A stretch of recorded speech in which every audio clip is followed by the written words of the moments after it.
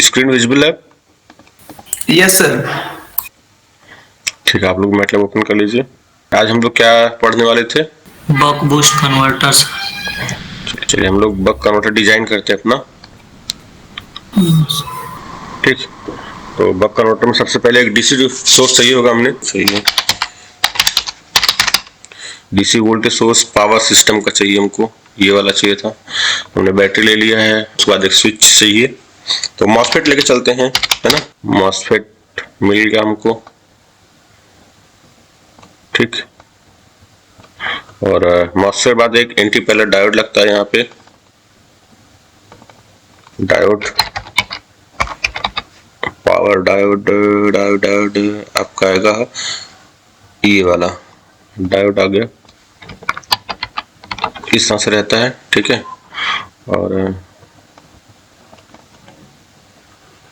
एक यहाँ पे कैपेसिटर लगता है, series RLC branch, series RLC branch, इसको हम लोग कैपेसिटर की ओर बना लेते हैं। इसको बना दिया सी, इसका रख देते हैं 500 माइक्रोफैरड, कोई दिक्कत नहीं।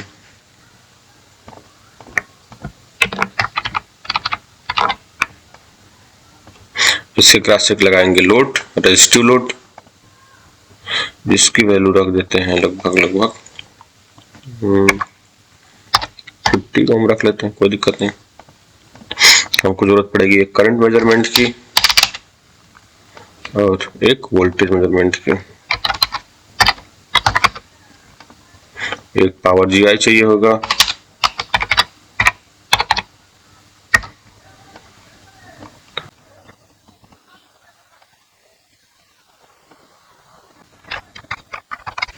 PWM generator DC to DC ले लीजिएगा।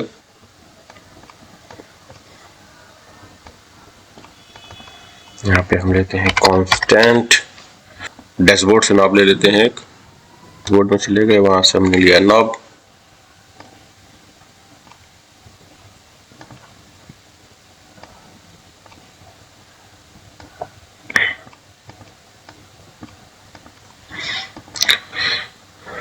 एक स्कोप चाहिए होगा,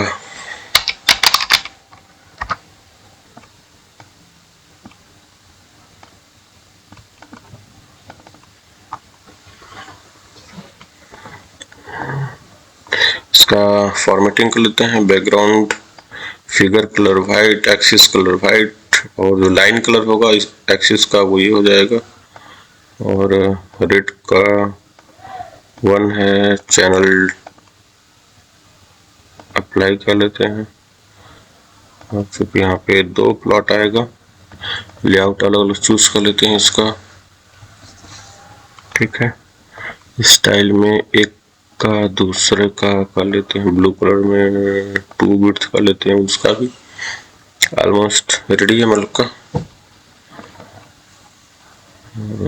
डायोड का मेजरमेंट पोर्ट नहीं चाहिए, डायोड का मेजरमेंट पोर्ट हमने हटा दिया है, और जो मॉसफेट है उसका भी मेजरमेंट पोर्ट हमको नहीं चाहिए। ड्यूटी साइकिल मैंने दे दी है, मैं डबल क्लिक करता हूँ इसको, और इसको हमको कांस्टेंट की वैल्यू देनी है यहाँ पे, ये 0 से जाएगा। बक कन्वर्टर ड्यूटी साइकिल 0 से 1 के बीच की होती है, बूस्ट में प्रॉब्लम होता है थोड़ा सा हायर रेंज में, बक कन्वर्टर में कोई दिक्कत नहीं है, आप इसको ले सकते हैं।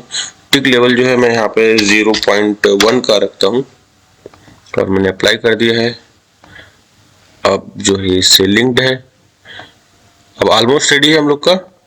इनपुट वोल्टेज 100 था तो हमने इसको कर दिया 12 वोल्ट, है ना। और कैपेसिटर की वैल्यू 500 माइक्रोफैरड, रेजिस्टेंस की वैल्यू 50 ओम, सर्किट रेडी है। अब इसको रन कराया जाए, हम लोग इसको रन करते हैं 0.5 सेकेंड के लिए। अभी ड्यूटी साइकिल में वेरी कर देता हूँ, इसकी वैल्यू कर देते हैं हम लोग 0.2। कितना वोल्टेज आएगा 0.2 पे? सर डी इंटू वी इन कर लेंगे। हाँ, डी इंटू वी इन तो 0.4 वोल्ट आना चाहिए ना। Yes sir. चलिए इसको रन करते हैं हम लोग।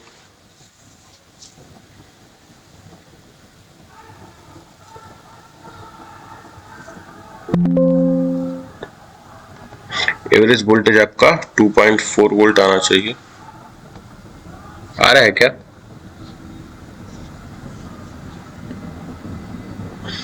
हेलो, पहला वाला वोल्टेज का तो 12 ही आ रहा है, क्या दिक्कत आ गई?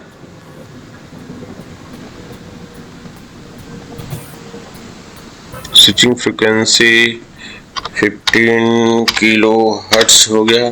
सिंपल टाइम रख लेते हैं 1 e⁻⁵। ठीक,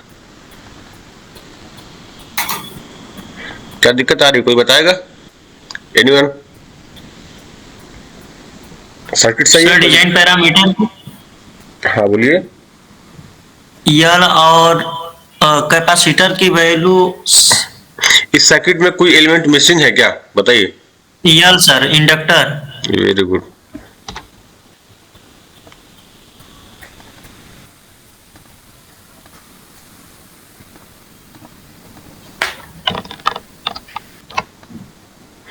अब सर्किट कंप्लीट हुआ कि अभी बाकी है कुछ? कंप्लीट हो गया सर। अब सही है, अब रन करते हैं, देखते हैं। वोल्टेज लगभग लगभग 2 पॉइंट के आसपास आ रहा है। अगर आप बहुत जूम कीजिएगा, कहाँ पे आया है? 2.8 के आसपास आ रहा है ना। 2.82 से 2.84 के बीच में फ्लक्चुएट कर रहा है। आना कितना चाहिए? 2.4। 2.4। 5% एमिशन। हाँ।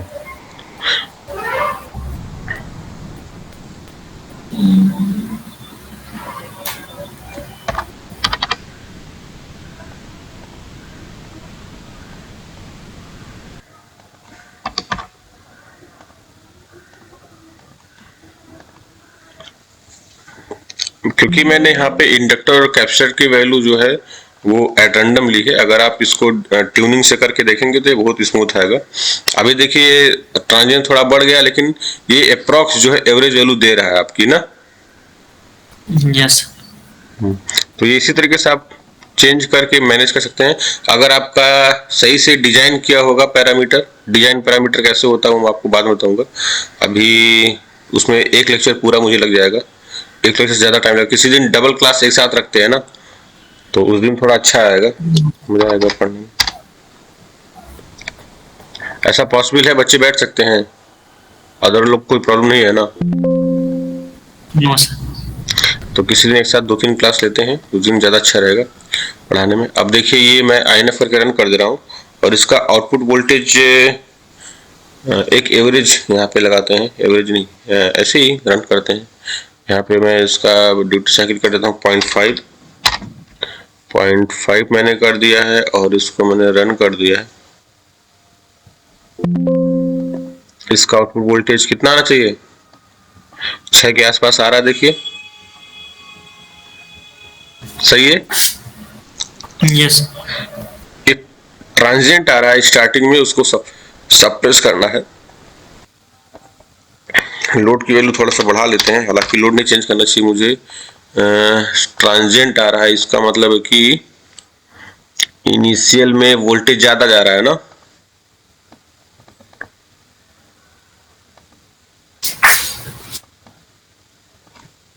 इसको कम कर लेते हैं, 100 माइक्रोफैराड कर लेते हैं। इसकी वैल्यू थोड़ा सा बढ़ा लेते हैं, नहीं ये इतना बहुत सही है, 0.5 कर लेते हैं।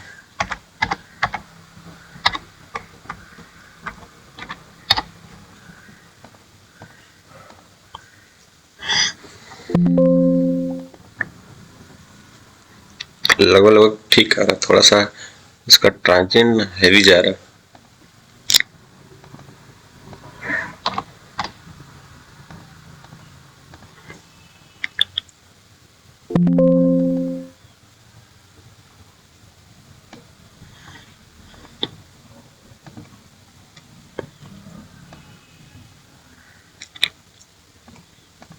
लोड इतना हैवी पूरा खींच लिया।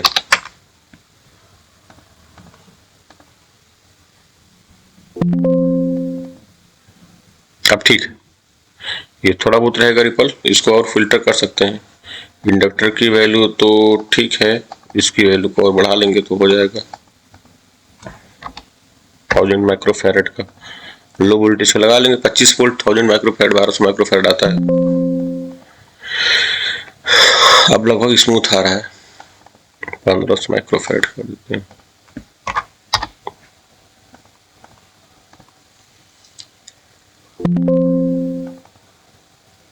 ठीक है ना, इतना 1000 पे ज्यादा अच्छा है। अब हम लोग क्या करेंगे, बक कन्वर्टर में और क्या बोला था करने के लिए मैंने,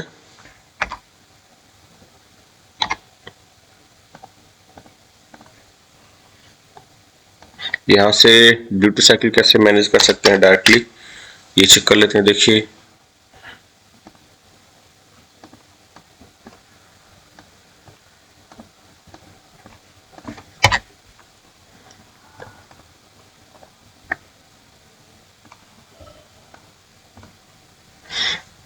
यहाँ पे हमने इसको रन कर दिया है। देखिए वोल्टेज जा रहा है कंटिन्यूस, मैं ड्यूटी साइकिल को बढ़ा रहा हूँ, वोल्टेज बढ़ रहा है, देखिए है ना। मैं इसको जब 1 कर दूंगा तो ये लगभग 12 वोल्ट हो जाना चाहिए। 12 आ रहा पूरा। जैसे इसको कम करते यस जाएंगे, सर। जैसे इसे कम करते जाएंगे वोल्टेज का डिप करता चला जाएगा।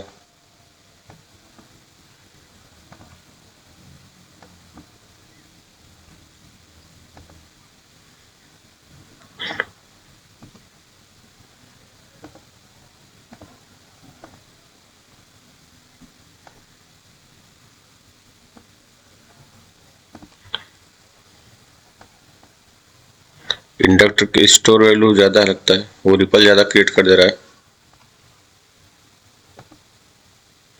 हायर वोल्टेज के लिए ठीक है, इंडक्टर एनर्जी स्टोर कर ले रहा है, थोड़ा और कम होना चाहिए था। ठीक है, फिर भी इतना चलेगा, ठीक है ना। यस। बक कन्वर्टर की टोपोलॉजी हो गई, इसमें कोई प्रॉब्लम किसी को? ठीक है, ट्रांजिएंट आ रहा है लेकिन बहुत शॉर्ट टाइम के लिए आ रहा है, कोई दिक्कत नहीं। 1 सेकेंड के लिए रन कर देते हैं, अभी और सप्रेस दिखेगा। ठीक है, 0.4 पे।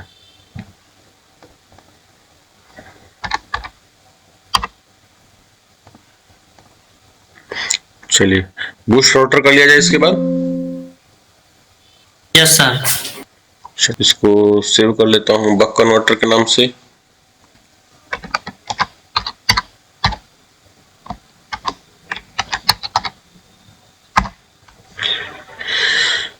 ज्यादा काम नहीं करना पड़ेगा, इसको सेव एज किया बूस्ट के नाम से।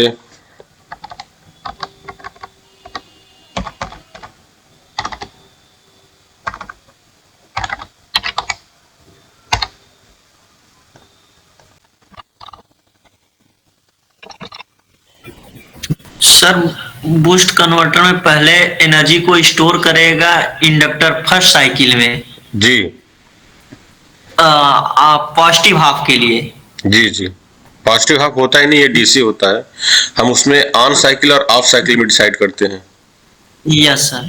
जी, तो आप एक्सप्लेन करिएगा तो उसमें ये नहीं कहेंगे हम पॉजिटिव साइकिल है या नेगेटिव साइकिल है। तो जो हमारा स्विच ऑन है तो उसका ड्यूरेशन हम लोग डी काउंट करते हैं, और जो हमारा स्विच ऑफ है तो उसको 1 माइनस डी काउंट करते yes sir. Duty cycle working time अपन जो है कि टोटल टाइम हैं। होता है टोटल टाइम, वेरी गुड, ठीक ना। जी। वो हमारा क्या कहलाता है, ड्यूटी रेशियो कहलाता है। दोनों में अंतर है। ड्यूटी रेशियो का। जी जी सर। अब इस सर्किट क्या कंप्लीट है मेरी?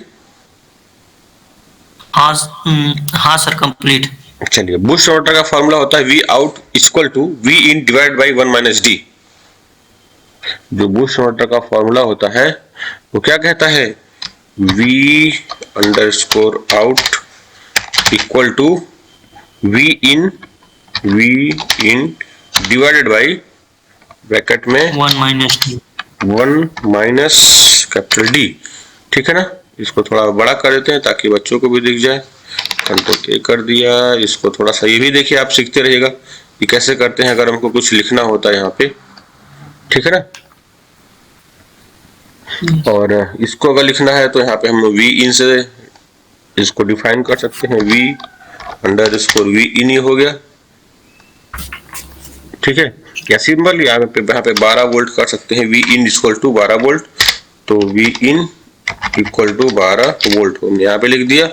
और वी आउट तो आपका यहाँ पे निकल के आएगा, इसकी वैल्यू को हमने पूरा का पूरा आर लिख दिया है। यहाँ पे हमने इसको पूरा लिख दिया, कैपिटल सी से रिप्रेजेंट कर दिया। ये हमारा डायोड था जिसको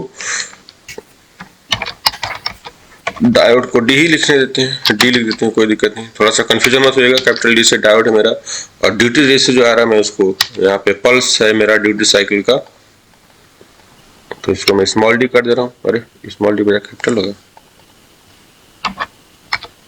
ठीक। ये मेरा क्या होता है, ड्यूटी रेशियो होता है, ये ड्यूटी रेशियो होता है, ठीक है ना। 0.2 0.2 हम लोग बोलते हैं, ये हमारा क्या होता है, ड्यूटी रेशियो होता है ये, जो 0 से 1 तक वेरी करता है। हाँ। 1 पे तो इन्फिनिटी आ जाएगा सर, 1 नहीं होता। हाँ, तो ये बूस्ट कन्वर्टर होता है, वहां पे हम 1 अवॉइड करते हैं, 1 ही नहीं बल्कि 0.8 के बाद वो अवॉइडेबल होता है। अगर आप फिजिबल बनाना चाहते हैं, प्रैक्टिकल जो आपका बूस्ट कन्वर्टर होता है, वहां पे हम टोटल 1 तक नहीं जाते हैं, 0.8 0.82 0.85 मैक्सिमम लेके जाते हैं, उससे ज्यादा नहीं लेके जाते हैं, ठीक है ना। स्मॉल आती है, करंट स्मॉल आती है, और इसमें लोड बहुत ज्यादा पड़ता है। चलिए अभी सॉल्व करते देखते हैं। तो अभी फिलहाल मैंने 0.2 के लिए लिया है, तो जरा कैलकुलेट कीजिए 12 वोल्ट के लिए 0.2 ड्यूटी साइकिल पे आउटपुट कितना आएगा। 0.2 है तो 0.8 हो जाएगा, तो ये 0.8 है तो 10 120/8 कीजिए, कितना आएगा 120 डिवाइडेड बाई 8, 15 आना चाहिए ना जी सर। चलिए इसको रन कर लेते हैं। चलिए सर्किट तो रन कर गया, और 15 वोल्ट के अप्रॉक्स हम लोग का जा रहा है। अब इसमें इंडक्टर की एनर्जी थोड़ी सी और अच्छी आनी चाहिए। क्या हुआ,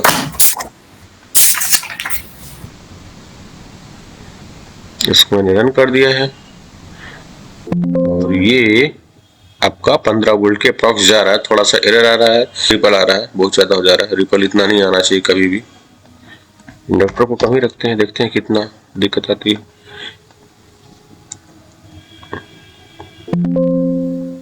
ठीक है, कोई दिक्कत नहीं, इतना चलेगा। ये स्टोर कर ले रहा है आपका, 100 कर लेते हैं।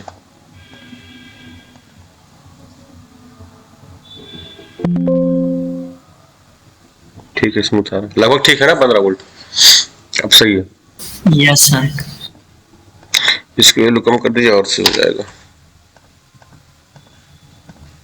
चलिए ठीक है, हमने ये देखा, इसका भी हम लोग थोड़ा सा वैसे ही सेम करते हैं जैसा पिछले सर्किट के लिए किया था। हमने स्कोप लगा दिया है, और इस बार ड्यूटी साइकिल को कंटिन्यू वेरी करेंगे हम लोग। INF कर देते हैं यहाँ पे, इसको रन कर दिया। और एक काम और कर सकते हैं, अगर आप इस सर्किट रन कर रही है, ठीक है, तो आप इस बॉक्स को लेकर के डायरेक्टली, अगर कोई डैशबोर्ड नहीं लगाता है तो यहाँ पे 0.3 करके अप्लाई कर दे तो ही वोल्टेज हमको दिख सकता है।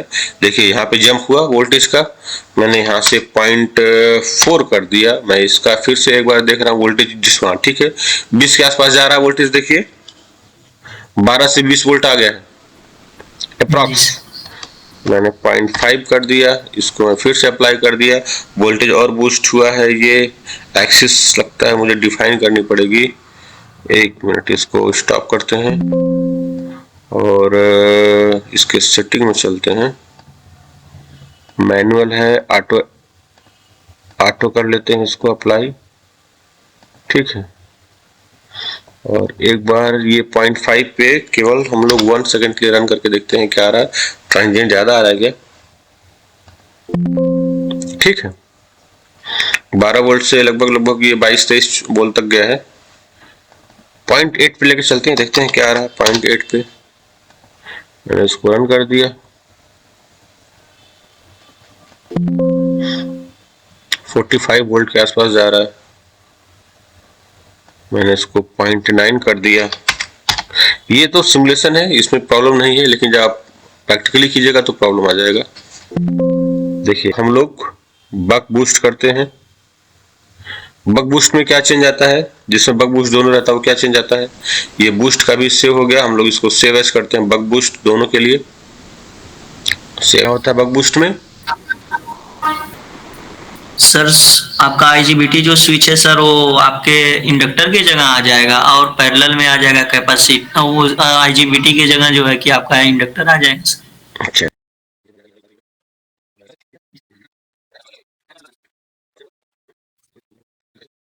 बक बूस्ट कन्वर्टर में DV/1 - D, ठीक है ना। 1 - D।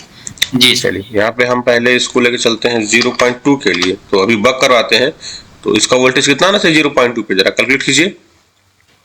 3 वोल्ट के आसपास आएगा, 3 वोल्ट, 3 आना चाहिए सर। है ना। इसको हमने रन कर दिए।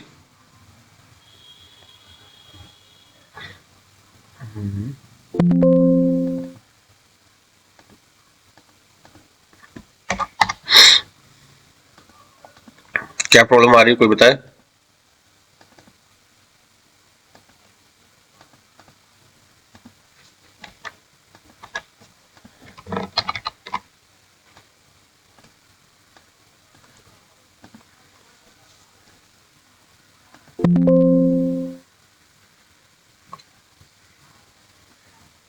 ये इन्वर्टिंग मोड का हो गया और एक नॉन इन्वर्टिंग मोड का होता है।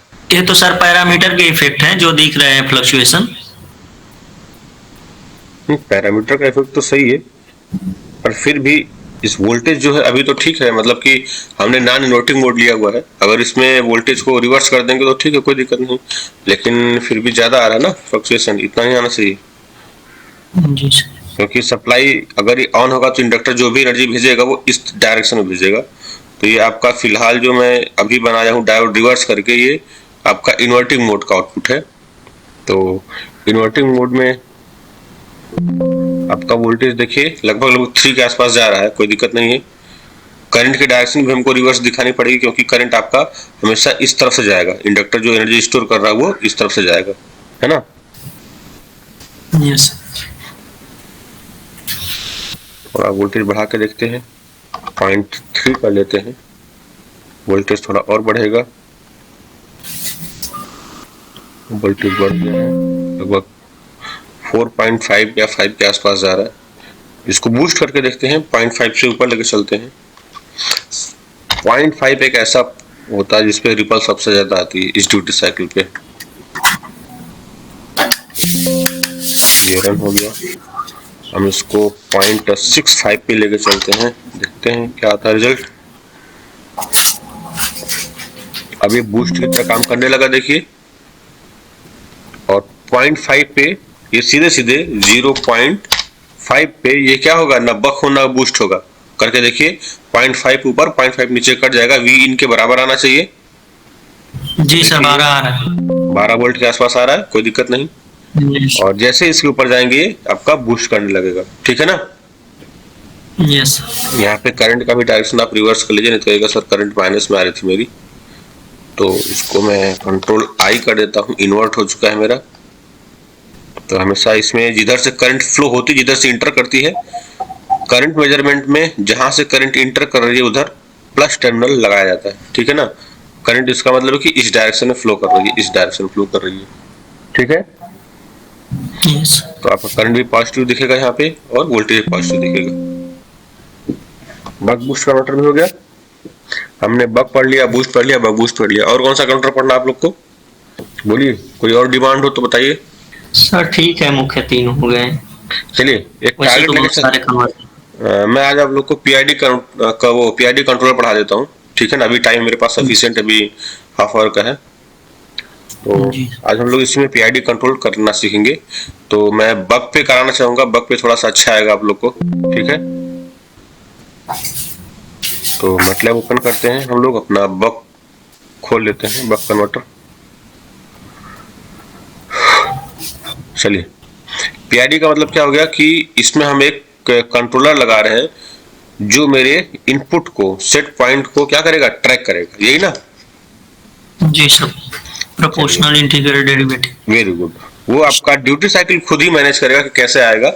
तो सबको पता है PID, what stand for P, I and D. P for proportional, I for integrated, D for derivative, ठीक है।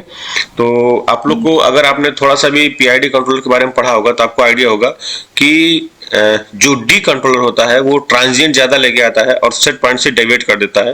तो जो प्रैक्टिकली डायोड देखिएगा आप, ज्यादातर हम लोग पीआई कंट्रोलर को रिफर करते हैं। तो पीआई कंट्रोलर क्या होता है, पीआई कंट्रोलर की ट्रैकिंग में एरर हमेशा, को थोड़ा सा, हाँ, वो उसमें एरर जो होती है वो अप्रॉक्स जो 0 होता है ना उस तक सेटल हो जाता है, जी सर। ठीक है। उसका जो वो होता है वो आपका सेटल होता है एरर 0 तक के लिए। और आज मैं डिफरेंट टाइप्स ऑफ एरर भी पढ़ा देता हूँ आपको। तो यहाँ पे हमको एक पीआई कंट्रोलर चाहिए होगा, तो मैं पीआई कंट्रोलर के लिए एक प्रोपोर्शनल लेता हूँ। यहाँ पे एरर ब्लॉक एक लेके दिखाना पड़ेगा हमको, तो हमको क्या लगाना पड़ेगा, एरर ब्लॉक लेके आना पड़ेगा। चलिए वो हम डिजाइन करते हैं, कैसे करेंगे। मैं यहाँ पे एक सम बॉक्स लेके आता हूँ, मैंने सम ले आया। यहाँ पे एक माइनस साइन रहेगा ना, तभी तो एरर पता चलेगा। आप लोग बनाते हैं कि नहीं बनाते? तो बनाते मैंने यहाँ सर पे फीडबैक एक, हम ज्यादातर केस में निगेटिव एरर वो लेते हैं क्यों? देखिए, फीडबैक जब नेगेटिव रहता है, जो कंट्रोलर इफर्ट होता है वो रिड्यूस्ड होता है, और जो आपका सेट पॉइंट वोल्टेज होता है उससे जो भी डिजायर्ड आउटपुट वोल्टेज रहता है वो घटता जाता है और कंट्रोलर का इफर्ट घटता है। जैसे मान लीजिए कि मैंने 12 का सेट पॉइंट दिया और मेरा आउटपुट 11 आ रहा है, तो एरर कितने का आया? एक का। अभी जो है जो कंट्रोलर में चेंज आएगा ना, उसको ट्रैकिंग के लिए वो केवल 1 वोल्ट को इंक्रीमेंट या डिक्रीमेंट करने के लिए केवल इफर्ट डालना पड़ेगा। और इसके और भी रीजन है, जैसे जितने भी रियल प्लांट होते हैं उसमें हम लोग एरर को जो डिफरेंस होता है उसको ट्रैक करके उसको रिड्यूस करते हैं।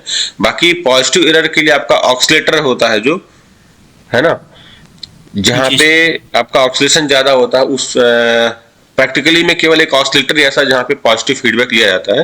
बाकी सभी केस में क्या होता है, हमारा जो मेन टारगेट होता है ना, जो आपका कंट्रोलर का इफर्ट होता है। अगर कोई आपसे पूछे कंट्रोलर क्या करता है, तो कंट्रोलर का मेन पॉइंट होता है एरर को रिड्यूस करके डिजायर्ड सेट पॉइंट को, मतलब डिजायर्ड इनपुट जो होता है प्लांट का, वो उसको प्रोवाइड करना। जैसे यहाँ पे मेरा डिजायर्ड क्या है, अगर मैं आपसे बोलूं कि मेरे लिए डिजायर्ड क्या है, ड्यूटी साइकिल है। भाई अगर आप ड्यूटी साइकिल इनपुट करोगे तभी तो ये प्लांट आपका रन करेगा। जी और इसमें मेरा टारगेट क्या होता है, जैसे मैंने यहाँ पे ना एक कांस्टेंट वोल्टेज ले लिया है, अभी मैं आपको बताता चल रहा हूँ। मैंने एक कांस्टेंट वोल्टेज लिया और मैंने यहाँ पे कह दिया कि नहीं, मुझे तो जो है 5 वोल्ट पे काम करना है, मुझे आउटपुट पे 5 वोल्ट चाहिए। ठीक,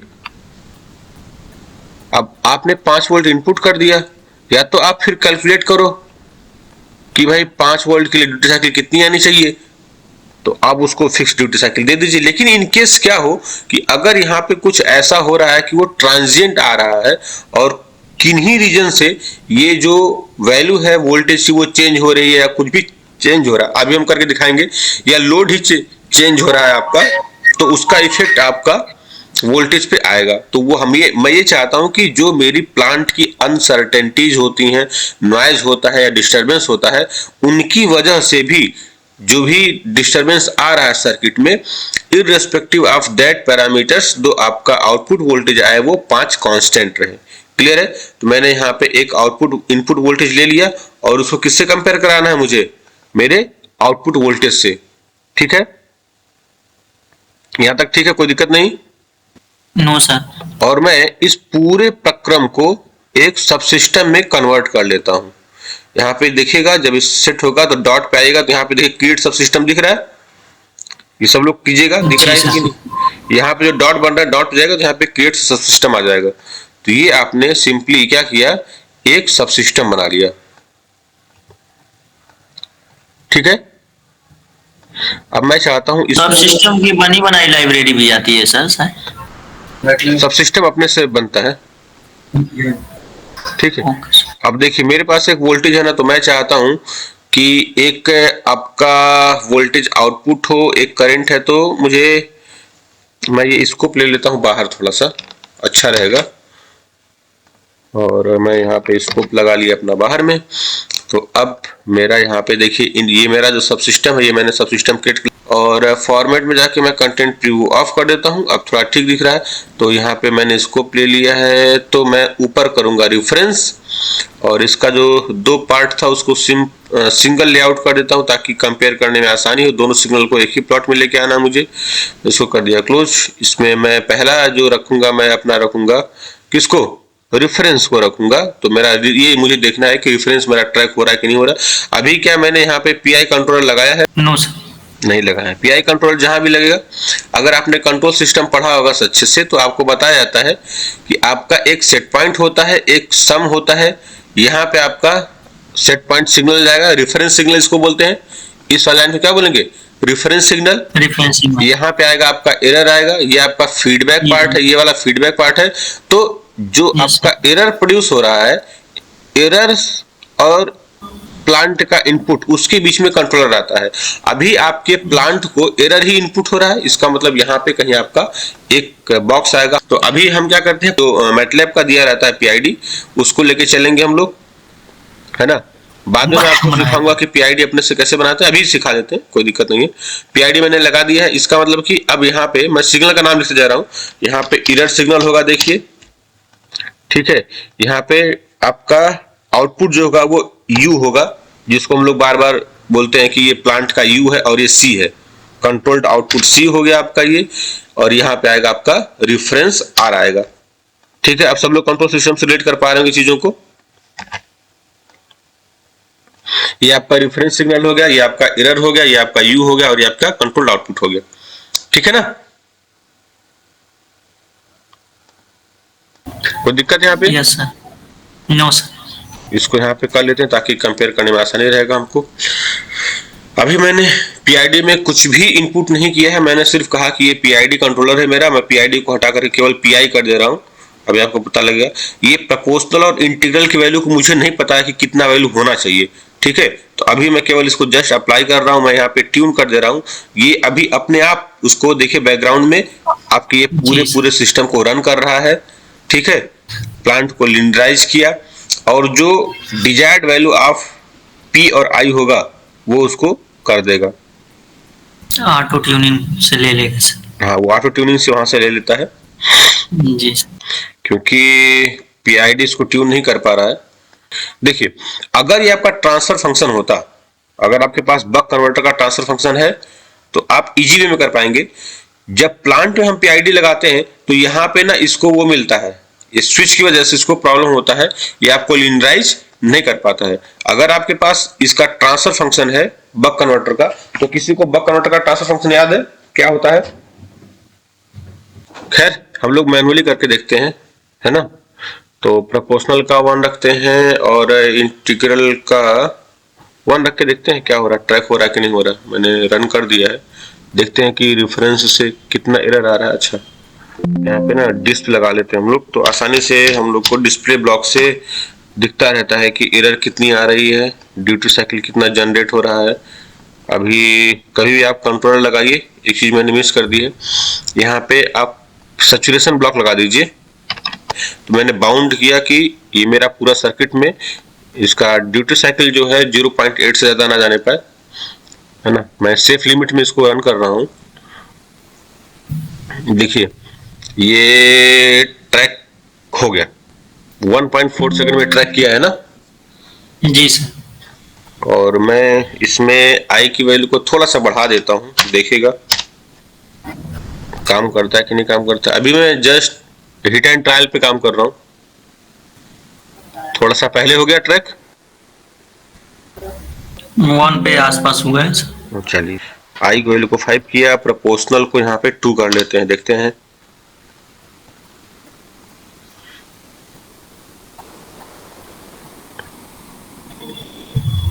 वैल्यू सही आ रही है। एरर आप देखिए, एरर आ रहा आपका 0.0448 आ रहा है, इस तरह से आ रहा है ना। कल मैं आप लोग को कोड का यूज करके कैसे हम लोग ऑप्टिमाइज्ड वैल्यू तक जाते हैं। जैसे मैंने कहा कि ये मेरा एरर आ रहा है ना, ये तो केवल आपका एरर है। हम लोग एरर को अगर आप जाएंगे तो 4 या 5 कैटेगरी होती है बेसिकली। पहला होता है IAE error, integral absolute error होता है ना। मैं यहाँ पे एरर के नाम नहीं दे रहा हूँ, आप लोग इसके बारे में पढ़िएगा। पहला हम लोग काउंट करते हैं जो एरर में, इसमें मैं फॉन्ट बढ़ा दे रहा हूँ। पहला होता है IAE होता है, दूसरा होता है ISE होता है, तीसरा होता है IASE होता है, IATE, चौथा होता है IASE,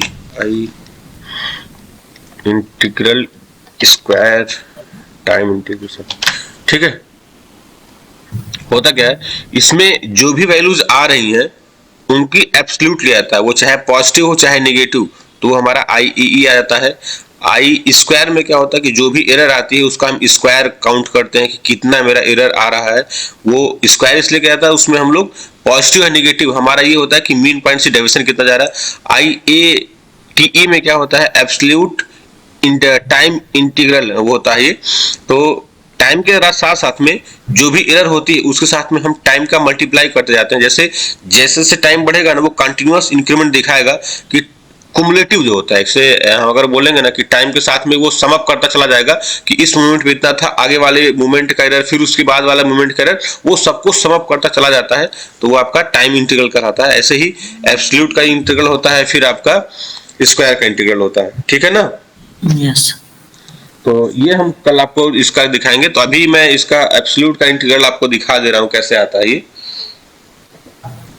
अगर सर मुझे एक चीज हम समझ नहीं पाते, जी बताइए सर कैसे प्रोपोर्शनल इंटीग्रल डेरिवेटिव क्या हम करेंगे, वो कैसे समझ जाता है कंट्रोलर से? Very good.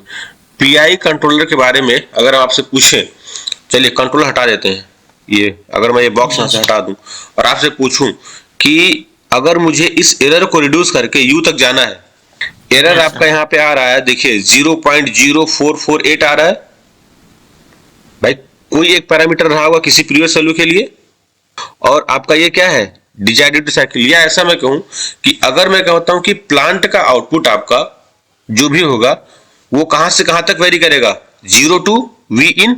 क्यों? Yes sir. चला गया क्या? वो पूछ रहा था जो।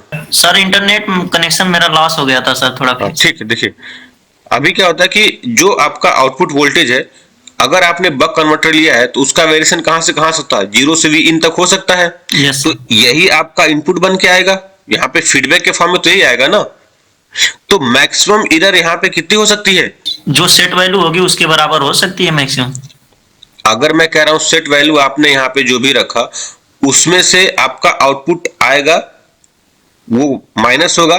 तो एरर की वैल्यू यहाँ पे अगर हम पूछें कि एरर का रेंज क्या है, यहाँ पे जो भी ब्लॉक लगेगा, मैं मान लेता हूं यहाँ पे एक ब्लैक बॉक्स है, उसके बारे में कोई इंफॉर्मेशन नहीं है, मैं आपसे पूछूं कि इसके लिए, इस सिस्टम के लिए आपका डोमेन और रेंज क्या है। डोमेन का मतलब कि कितनी एरर मैक्सिमम हो सकती है और कितना आपको यू का वेरिएशन क्या होगा, इसका हम लोग बोलते हैं ना कि इसका डोमेन और रेंज होता है फंक्शन का। तो यहाँ पे एरर के क्या 0 लिमिट्स से होंगे? 5 होगा सर। 0 से 5 होगा।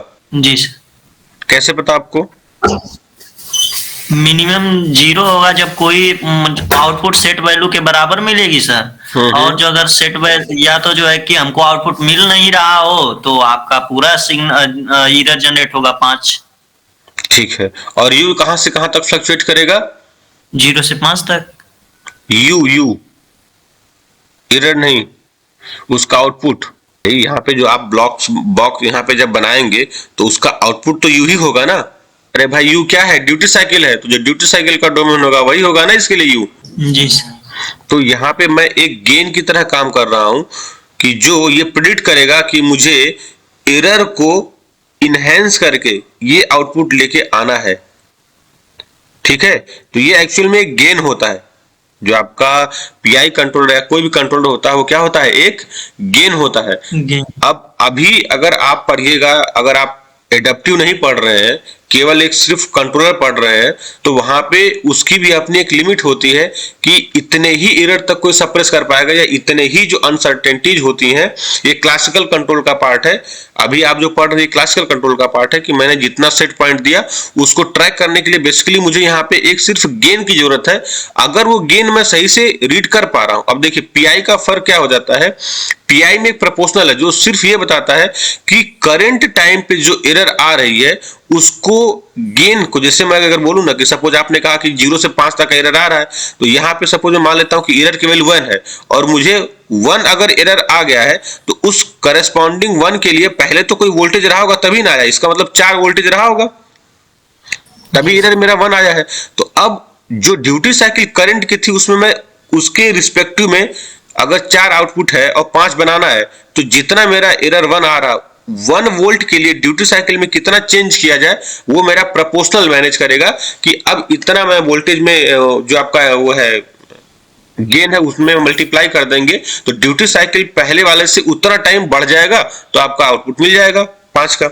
लेकिन जो इंटीग्रल होता है वो आपकी फ्यूचर वैल्यूज को, हाँ बोलिए। जो सर हमारी ओल्ड ड्यूटी साइकिल है उसमें सर कुछ इंक्रीज कर लेंगे duty cycle, change in duty cycle. वही है, D plus minus delta D होता है। तो ये जो होता है ये जी अभी ना ये एक्चुअल में सिर्फ एक गेन की तरह काम करेगा। अभी आप इसको पढ़िएगा, ये सिर्फ एक गेन ही होता है। मेन काम इसमें यस सर। प्रोपोर्शनल के साथ साथ गेन। इंटीग्रल वाला जो पार्ट होता है, सबसे अच्छा काम वो इंटीग्रल करता है कि वो फ्यूचर का जो प्रिडिक्शन होता है ना कि अभी इस बार इतना आ रहा तो इसके बाद कितना एरर आएगा, वो उसको ज्यादा मैनेज करता है। अभी देखिए मैं पीआईडी फिर से लगा दे रहा हूं और यहाँ पे मैं आई की वैल्यू को 0 करके केवल प्रोपोर्शनल कर देता हूं, तो देखिए ट्रैकिंग थोड़ी सी डिस्टर्ब हो जाएगी इसकी। मैंने सिर्फ पी लगा दिया है, अब मैं इसको रन कर रहा हूं, अभी देखिएगा ट्रैकिंग आता है कि नहीं। ट्रैकिंग क्या हो पा रहा है क्या? No sir. चलिए थोड़ा सा और बढ़ा दे रहे हैं, आप बोलिएगा सर नहीं थोड़ा सा आप चीट कर रहे हैं। तो मैं एक मिनट, यहाँ पे कितने का चेंज हो रहा है, 2.22 आ रहा है और 0.45 आ रहा है। वैल्यू हमारी थोड़ी सी बढ़ जाएगी अगर यहाँ पे हम 3 कर लेते हैं। चलिए देखिए ट्रैक हो पा रहा है कि नहीं हो पा रहा, हो पा रहा है क्या? नहीं सर। चलिए और बढ़ा लेते हैं पी को, तो आप देखिए ऑलमोस्ट सेम जा रहा है क्या? मैंने कुछ नहीं किया, यहाँ पे केवल एक गेन दिया। चलो कंट्रोलर हटा करके मैं एक गेन देता हूँ आपको। यहाँ पे देखिए GAIN, तो मुझे गेन की वैल्यू मिल चुकी है कि अगर मैं यहाँ पे 10 के आसपास रखूंगा तो मुझे मिल जाएगा ना। प्रपोजल से मैंने चेक कर लिया तो मैंने गेन की वैल्यू 10 कर दी है, सॉरी 10 कर दी। मैंने गेन की वैल्यू कितनी करी यहाँ पे 10 कर दी और मैंने इसको रन कर दिया। क्या मैंने कोई कंट्रोल लगाया?